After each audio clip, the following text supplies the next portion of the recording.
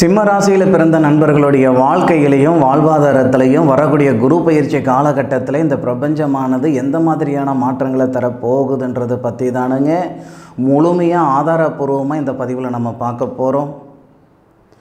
குரு பகவான் மேச ராசியில் கார்த்திகை நட்சத்திரம் முதல் பாதத்தில் இருந்து கார்த்திகை நட்சத்திரம் இரண்டாவது பாதத்துக்கு ரிஷப ராசிக்கு போகக்கூடிய தருணம்தான் மே மாதம் 1ஆம் தேதி, அதாவது சித்திரை மாதம் 18ஆம் தேதி புதன்கிழமை.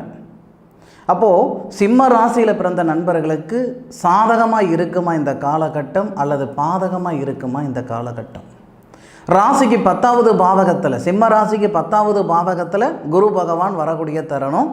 அதுபோக அசுரகுருன்னு சொல்லக்கூடிய சுக்கிர பகவானுடைய ஆதிக்கத்தில் தேவகுருன்னு சொல்லக்கூடிய குரு பகவான் சிம்ம ராசியாதிபதின்னு சொல்லக்கூடிய சூரிய பகவானுடைய சாரத்தில் வரார்.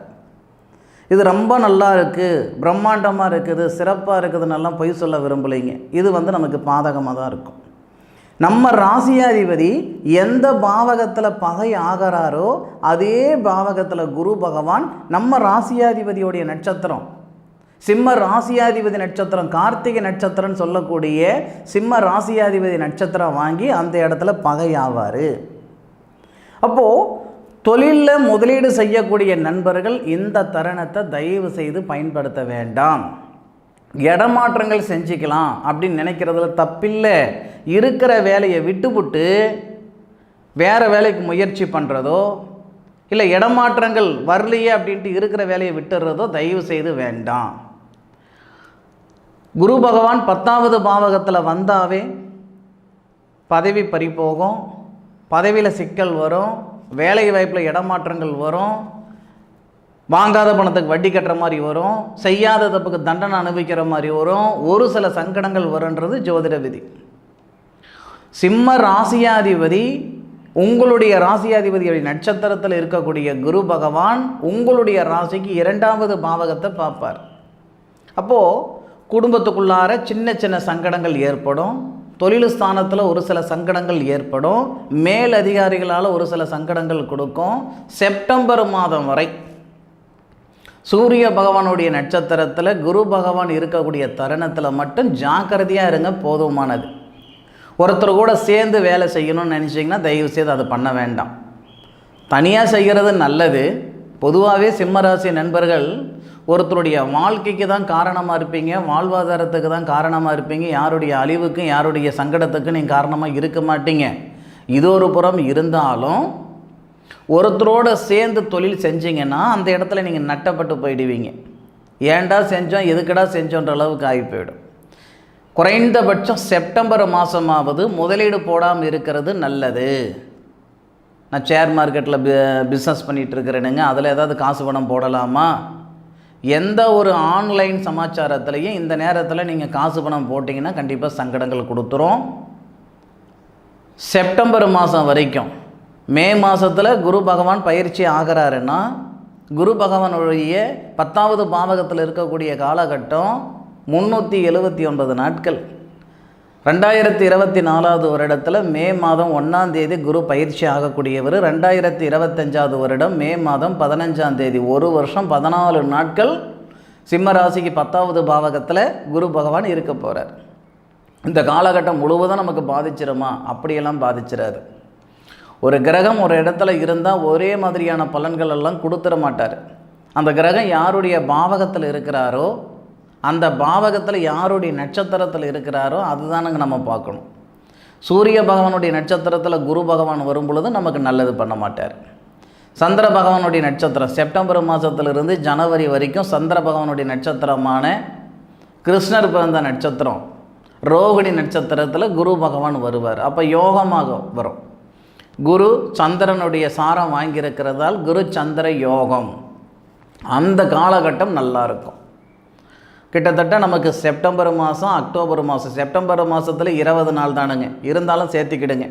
செப்டம்பர், அக்டோபர், நவம்பர், டிசம்பர், ஜனவரி 5 மாத காலம் ஒரு நிம்மதியான வாழ்க்கை இந்த சிம்மராசி நண்பர்கள் அனுபவிக்கிறதுக்கான வாய்ப்புகள் ஏற்பட்டுடும். ஆனாலும் அந்த நேரத்தில் கூட ஒரு பிரம்மாண்டமான ஒரு தொழில் அமைச்சு போடலாங்க அப்படின்ற எண்ணங்கள் எல்லாம் வேண்டாம். என்னென்ன செய்யலாம் அப்படின்னா, திருமணம் பண்ணலாம், வீடு வாசல் கட்டலாம், விரைய செலவுகள் பண்ணலாம், கண்ணுக்கு தெரியாத செலவு, அதாவது உருவம் இல்லாத செலவு ஏதாவது இருந்தால் செய்யலாம், இல்லை கடன் இருக்குதுன்னா கடனை கட்டலாம். இந்த மாதிரி விஷயங்கள் சிம்மராசி நண்பர்கள் செஞ்சுக்கிறது ரொம்ப ரொம்ப நல்லது. அதுபோக சந்திர பகவானுடைய சாரத்தில் குரு பகவான் வரக்கூடிய காலகட்டம், சந்திர பகவான் அப்படின்றது சிம்ம ராசிக்கு 12வது பாவகத்துக்கு அதிபதி. பூர்வீகத்தில் இருந்தால் தான் நமக்கு சங்கடங்கள் கொடுக்குமே தவிர பூர்வீகத்திலிருந்து விலகி வந்தால் நமக்கு சங்கடங்கள் பெருசாக கொடுத்துறாது.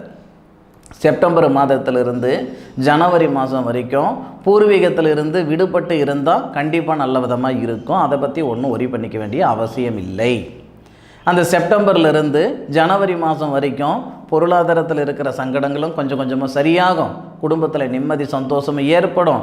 அதுபோக கணவன் மனைவிக்குள்ளே இருக்கிற சங்கடங்களும் சரியாயிடும். அதுபோக இந்த குரு பகவான் என்ன செய்கிறாருன்னா, உங்களுடைய ராசிக்கு 10வது பாவகம் தொழில் ஸ்தானத்திலிருந்து உங்களுடைய பாவகத்துக்கு 4வது பாவகத்தை பார்க்குறார், அதாவது சுபஸ்தானத்தை பார்க்குறார். வாகனம் வாங்கணுன்ற எண்ணங்கள் இருக்குது, இல்லை வீடு வாசல் புதுப்பிக்கணுன்ற எண்ணங்கள் ஏதாவது இருக்குதுன்னா இந்த நேரத்திலலாம் நீங்கள் தாராளமாக செஞ்சுக்கலாம். ஏன்னா குரு பகவான் உங்களுடைய ராசிக்கு 4வது பாவகத்தை பார்க்குறார், சுபஸ்தானத்தை பார்க்குறார். இது கொஞ்சம் பரவாயில்லையாக இருக்கும். அதுவும் செப்டம்பர்லேருந்து ஜனவரி வரைக்கும் இல்லைங்க, செப்டம்பரில் இருந்து மே மாதம் வரைக்குமே உங்களுக்கு நல்லா இருக்குங்க. ஒரு வருஷம் 14 நாளில் உங்களுக்கு பாதிப்புகள் கொடுக்கறது 4.5 மாதம்தான். ஃபஸ்ட்டு பகுதி மட்டும்தான் உங்களுக்கு சங்கடங்கள் கொடுக்குமே தவிர அதன் பிறகு வரக்கூடிய காலகட்டம் பெருசாக உங்களுக்கு சங்கடங்கள் கொடுக்க போகிறதில்லை. ஜனவரி மாதம் 2025 ஜனவரி மாதம் வரைக்கும், அதாவது செப்டம்பர் 20 தேதியில் 10 தேதியிலிருந்து 2025 ஜனவரி மாதம் வரைக்கும் குரு பகவான் சந்திரனுடைய நட்சத்திரத்தில் வருவார். ஜனவரி மாதத்துக்கு மேற்கொண்டு பிப்ரவரி, மார்ச், ஏப்ரல் மாதம், மே மாதம் 15ஆம் தேதி வரைக்கும் நமக்கு மிருகசீரிஷ நட்சத்திரத்தில் குரு பகவான் வருவார். அப்போ சுபஸ்தானாதிபதி நட்சத்திரமான செவ்வாயுடைய நட்சத்திரத்தில் குரு பகவான் வரும்போது அந்த இடத்துல நமக்கு குரு மங்கள யோகம் ஏற்படும். அப்போ அந்த காலகட்டமெல்லாம் நல்லா இருக்குது. ஃபஸ்ட்டு பகுதி மட்டும்தான், ஒரு 4.5 மாதம் மட்டும்தான் நமக்கு சங்கடங்கள் கொடுக்குமே தவிர அதுக்கு மேற்கொண்டு சங்கடங்கள் நிச்சயமாக கொடுக்காது. இதில் லக்னத்துக்கு, அதாவது நம்மளுடைய ராசி அல்லது நம்மளுடைய லக்னத்துக்கு 6வது பாவகத்தை குரு பகவான் பார்க்குறாரு, ருணரோக சத்துருஸ்தானத்தை பார்க்குறாரு. உடம்பில் இருக்கிற நோய் நொடிகள் சரியாகும். விரோதங்கள் கண்டிப்பாக வரதான் செய்யும். 6வது பாவகத்தை சரி பகவானுடைய ஆதிக்கத்தை குரு பகவான் பார்க்குறதுனால, சூரியனுடைய நட்சத்திரத்திலிருந்து பார்க்குறதால மேலதிகாரிகளால் உங்களுக்கு சங்கடங்கள் வரும். பார்ட்னர்ஷிப்பாக வேலை செஞ்சுக்கிட்டு இருக்கிறீங்களா, உங்களுடைய நண்பருக்கு உங்களுக்கு சங்கடங்கள் வரும். வேலை வாய்ப்பில் ப்ராப்ளம் பிரச்சனைகள் வரும். இது எல்லாமே மே மாதம் 1லிருந்து செப்டம்பர் மாதம் 10ஆம் தேதி வரைக்கும் தான். இந்த காலகட்டம் தான் உங்களுக்கு பாதிப்புகள் கொடுக்குமே தவிர முழுமையாக ஃபுல்லாக எல்லா காலகட்டம் உங்களுக்கு பாதிப்புகள் கொடுக்குன்னு சொல்கிறதுக்கெல்லாம் வாய்ப்புகளே கிடையாது. ஆக சிந்தித்து செயல்பட்டால் ஒன்றும் சங்கடங்கள் ஒன்றும் கொடுக்க போகிறதில்ல. பொறுமையாக நிதானமாக செயல்படுங்க, நிச்சயமாக இந்த காலகட்டம் நல்ல விதமாகவே இருக்கும். சரி நண்பர்களே, ஃபீனிக்ஸ் ஆன்மீகம் யூடியூப் சேனலை இதுவரைக்கும் சப்ஸ்கிரைபர் பண்ணாமல் இருந்தால் சப்ஸ்கிரைபர் பண்ணி சப்போர்ட் பண்ணுங்கள், உங்களுடைய நண்பர்களுக்கு ஷேர் பண்ணுங்கள். மேலும் உங்களுடைய சுய ஜாதகம் பார்த்து இருக்கக்கூடிய விவரங்கள் முழுமையாக தெரிஞ்சுக்கிடுங்க. மீண்டும் அடுத்த ஒரு அற்புதமான தருணத்தில் உங்கள் அனைவரையும் சந்திக்கும் வரை உங்களிடமிருந்து விடைபெறுவது உங்கள் வீட்டு ஜோதிட நண்பனான மா காளிதாஸ் மணிகண்டன். திருச்சிற்றம்பலம். வாழ்க வையகம், வாழ்க வளமுடன்.